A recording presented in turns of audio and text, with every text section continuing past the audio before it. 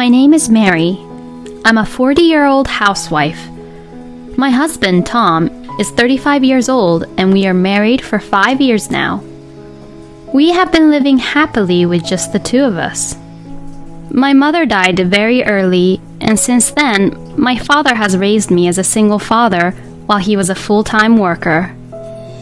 I was worried for my father that he would be alone if I get married, so even though I was dating someone, it was very difficult for me to make the decision of getting married.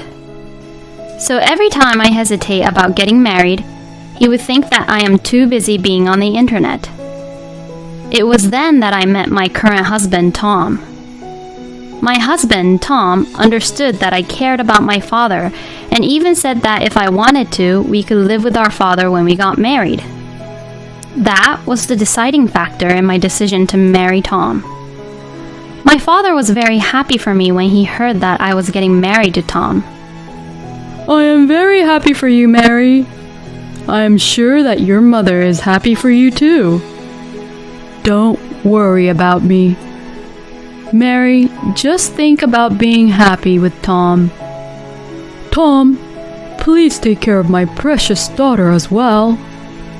Please make her happy for all the hardships she had to endure since I was a single father.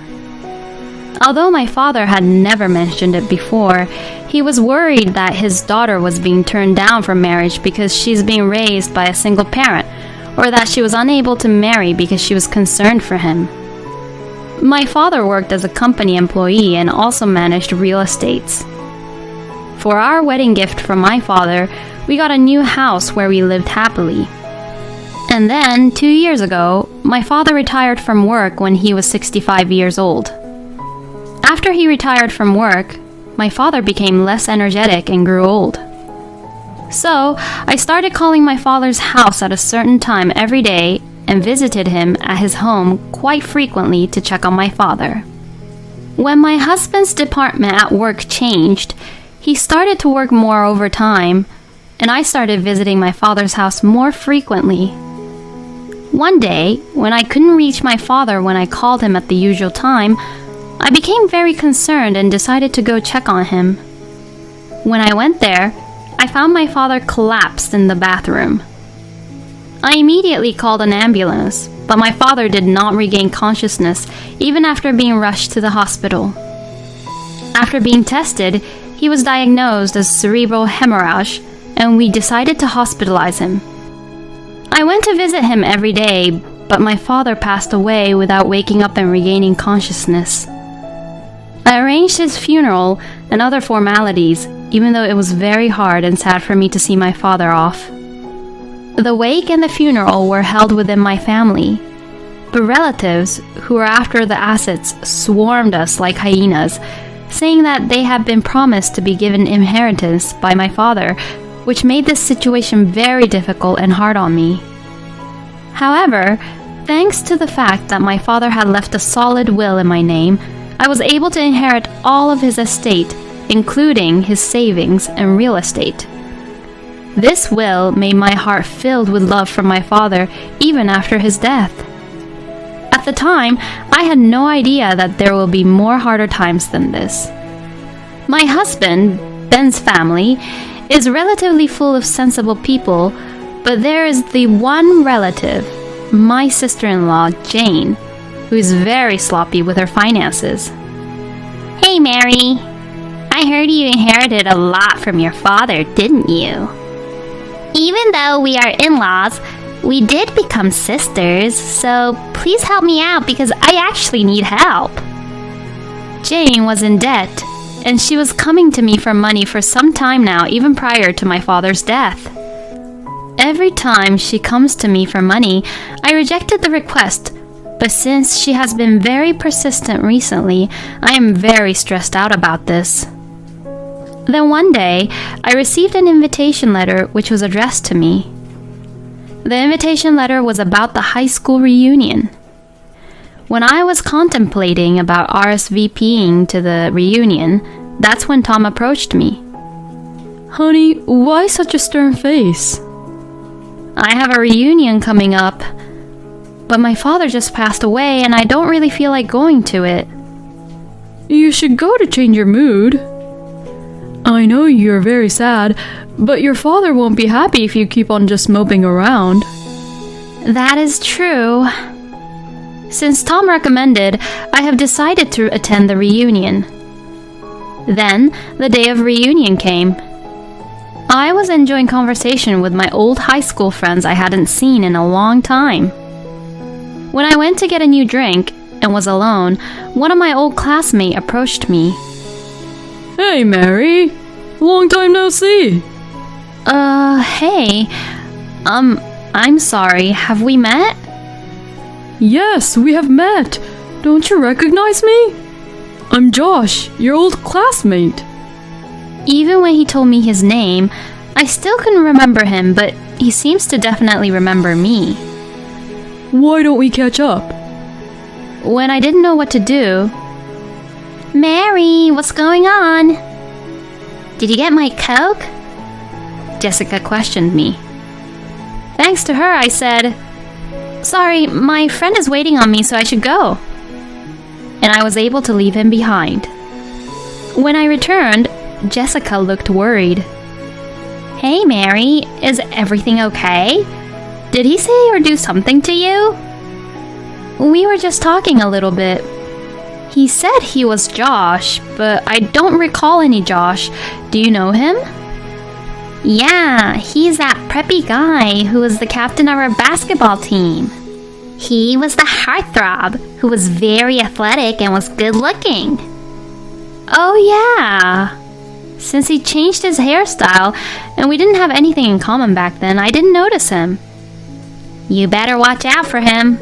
He is still known to be fooling around. Since he has been checking you out today, maybe he caught your attention. No way. I am married now and I don't look like his type to fool around. Even though I scoffed off what Jessica was telling me, Josh kept on trying to talk to me. So every time Josh would get close, I would try to talk and look busy with other people, but when the reunion was about to end, he got the chance to talk to me. Mary, are you trying to avoid me? If you are, I am hurt. Or are you trying to play hard to get with me? Oh, please. I'm not trying to play hard to get. You shouldn't be mad. I'm just playing with you. What are you talking about? I am happily married. There are plenty of people who still have fun, even if they're married. You know what? To tell you the truth, I actually liked you for a very long time, Mary. Since we have a lot to catch up, why don't we just have a drink after this? No way. If you want to drink, why don't you go to the after party with everyone for it? I was able to cut him off and catch a taxi to return home. I thought I will never see Josh ever again. However, more outrageous situation was awaiting for me after this. The next day, when I was working at the diner for my part-time job, a man I have seen before has entered the diner. I got a glass of water to wait on him when I realized it was Josh who came to the diner. What are you doing here?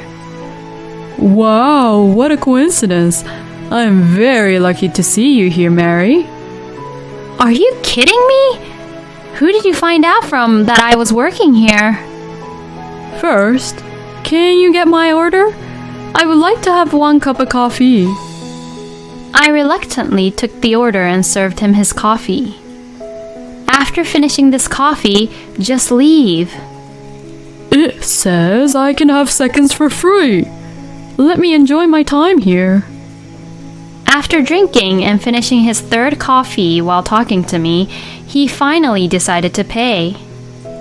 I was very relieved when he was finally leaving, but Josh didn't take the hint and told me, I like this place.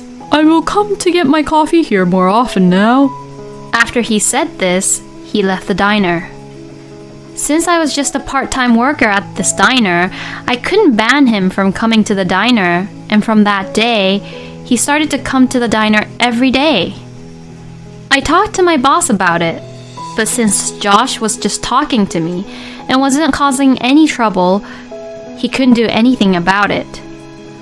I wanted to tell Tom about it too, but lately he has been very busy with work that I couldn't tell him about Josh.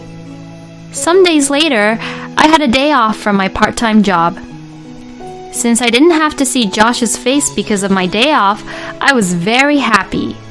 But then, when I returned from my shopping, I was very shocked. Mary, welcome back. You were gone for a very long time. Josh was in front of my house. Why are you in front of my house? How did you find out where I live? Because we are soulmates.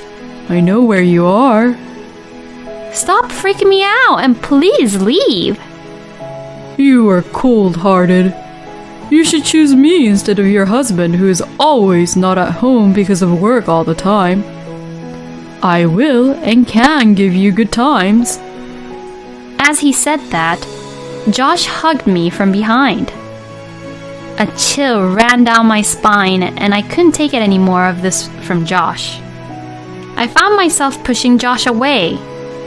Then, a few days later, on a rare occasion of when Tom was at home, my sister-in-law Jane came to visit. Tom said, "We need to talk." and had a very serious face with Jane beside him. I had the feeling that you were acting very weird after that reunion and then realized you are seeing someone else, aren't you? Huh? What are you talking about?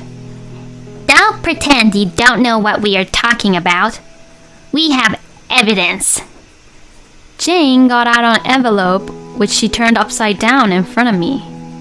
Then, from the envelope, tons of photos of me and Josh pictured together fell. The pictures of us together at the reunion and the pictures of us together at the diner. And also the picture of Josh hugging me right in front of my house. Only from looking at the pictures, it seemed that I was having an affair with Josh. See, this is the evidence. I am getting divorced with you. Pay the alimony of $50,000 all at once. Tom and Jane are grinning when he said this and made it obvious that they are trying to frame me to get a divorce with me. I pretended to not know anything about them trying to frame me and decided to divorce Tom. Fine. As you say that you have the evidence, let's get a divorce.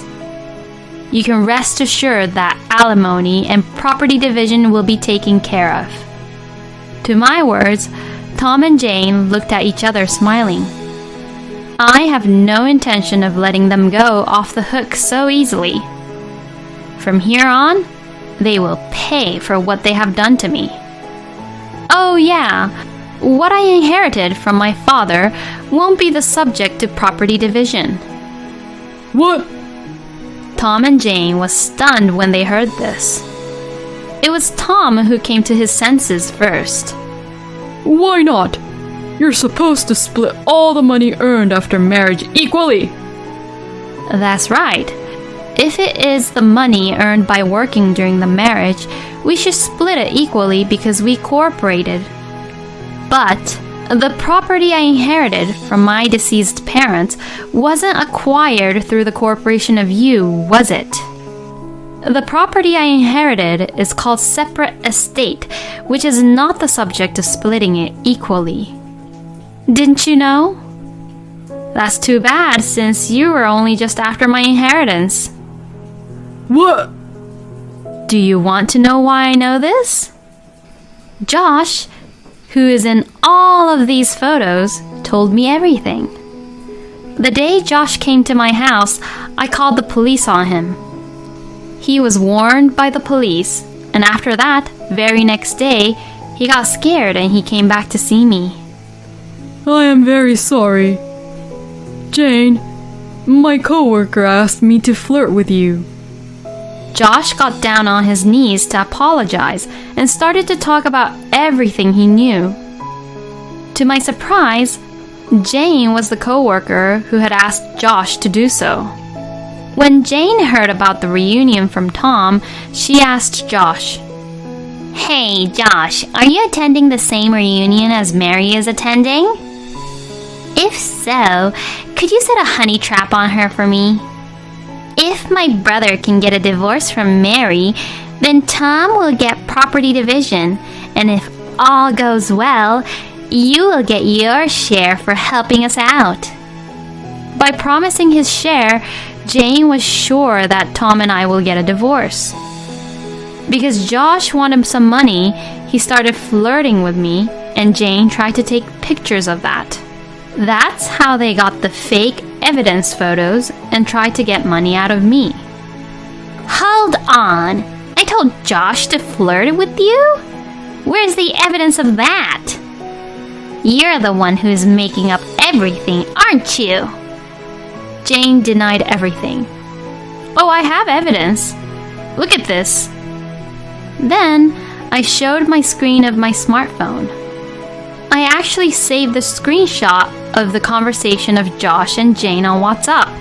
And I also have the screenshot of Tom and Jane's conversation on WhatsApp. The conversation included such as, I was very surprised. I didn't expect that I would bump into you in front of the Holiday Inn. Me too. Please don't tell Mary about this. Of course. You too. Please don't tell Brad about the guy you saw me with. Sure. By the way, the woman you were with is so pretty. Tell me how you met her. She is from my department, and I work with her. I met her at my work. We're together every day, and I can't be happier. You are with her every day. How can you be so blatantly cheating on Mary and not get caught? If I tell her that I am working overtime, Mary won't ask me anymore, and since she loves her father too much, she's always at her father's house. Since her father passed away, she has been moping around the house and I can't stand her. Hey, you are talking behind her back too much, aren't you? Actually, I am thinking of divorcing Mary and getting remarried to her. I see. Hey, I have a good idea. Why don't we frame Mary to cheat on you? Put a honey trap on her. Even if Mary doesn't actually cheat on you, we can make it look like she's cheating in the photos, and then it is all ours. Let's get both alimony and the division of property. When Tom and Jane saw the screenshot of their conversation, they panicked. Why do you have that? Tom, who's the other woman?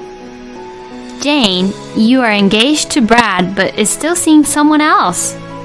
Just because you both are cheating, do you think I would also cheat? Give me your phone. Delete it at once. Tom tried to take the phone away from me. Oopsie! My hand slipped. No way! My father? What? Oh my god! Hurry up! Hurry up and cancel the photos she has sent to him. They were both rushing, trying to cancel what I have sent to the father-in-law, but before they could do so, my father-in-law saw and read what I have sent. When Tom and Jane found out that I accidentally sent the screenshots to their father, they turned pale. Then right after that, my father-in-law, Ben, has called me on my phone. Tom, it's your fault, so you should pick up the phone. No way, Jane. You're the one who came up with this plan, so you should take the responsibility and pick up the phone. Tom and Jane was pushing the phone around between them. In the end, Jane said, You should do something about it, and returned my phone to me. I picked up the phone and explained everything to Ben. That evening, a family meeting was to be held at Ben's house. Of course, Tom and Jane was scolded and punished by their parents. Both of you cheated, and trying to blame your wife for cheating when she didn't. I can't believe this. I am very embarrassed by you two. We owe Mary's father a debt of gratitude for all the help he gave us all of the years we needed. How dare you repay that favor by doing such horrible things? My mother-in-law, who is usually very calm, is looking at her children like as if they are pieces of filth, and Ben was just very angry with them. In fact, my father and my father-in-law had a long business relationship, and my father always helped Ben when he was in trouble. Ben turned to me and bowed deeply. Mary, I apologize for my children for causing you such trouble. I have no words to express how sorry we are. Since Ben urged me into it, I decided to file a claim for alimony to Jane, Tom, and Josh. However, even though we were still discussing divorce and alimony, my husband packed his bags and left, and wasn't able to reach him by phone. When I asked my in-laws about the whereabouts of Tom, they didn't know where he was, but I had a feeling of where he was, so I hired and requested an investigator to find him. Then, it turned out that Tom was crashing at his co-worker's house, who he was having an affair with. I was just stunned. So, I decided to send the photos of him having an affair with a co-worker to the workplace and also demanded Tom for the alimony. This made Tom and his mistress's position in the company worse, and my husband was sent away to a department which was for like an outcast. Since the mistress was a temp worker at the company, she got laid off quickly. The company who sponsored her as a temp worker was reported of this also. While having Tom being investigated, I also investigated about Jane and found out that she was seeing not one, but 2 other men. I told this to Brad, Jane's fiancé, and his family, so they filed her for her unfaithfulness. Of course, Brad and Jane is not engaged anymore. Brad requested for alimony from Jane. After that, Tom and Jane were so distressed that they cried to their parents, but they did not help them and just disowned them. When Tom and Jane just tried to frame me, they didn't expect that things will take wrong turns for them. And thanks to my lawyer, I was able to finalize my divorce.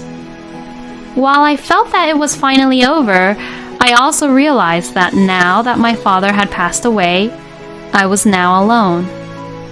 I thought I would be lonely, but thanks to my friends who knew about what was going on encouraged me. And thanks to my former in-laws who cared and took care of me, I am surprisingly having a good time. Every once in a while, my ex-husband, Tom, would call and say, "You were and are the one. Let's get back together." He would say such nonsense to get back with me or to borrow money from me, so I ignored his calls. Every time he would message me, I send the screenshot of the messages to Ben. Then, Ben will scold and punish Tom about it. I don't think Tom hasn't learned. Maybe Tom doesn't even have the brain to learn. Since then, Josh doesn't show up to my diner anymore, and since now I am single and not dependent to anyone, I decided to work as a full-time worker. From now on, I will work harder than ever while managing the assets my father left me.